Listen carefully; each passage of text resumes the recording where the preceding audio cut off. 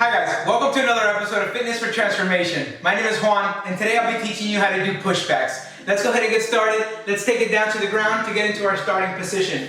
We're going to start in a push-up or high plank position with our hands stacked directly below our shoulders and our core is engaged to get us into a nice strong plank. First up, we're going to drop down into our push-up. Next step, we're going to push back, bending our knees, entering the pushback position, which we will hold for a second before returning to our starting position. Let's go ahead and do a couple of those back to back to see how they flow together. Again, our hands are stacked directly below our shoulders. We come up to our push-up, high plank position, and we're ready to begin. Come down, exhale to push back,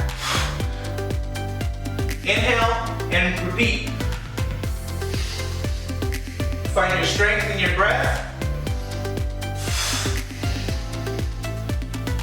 Keep them flowing. And that is how you perform pushbacks.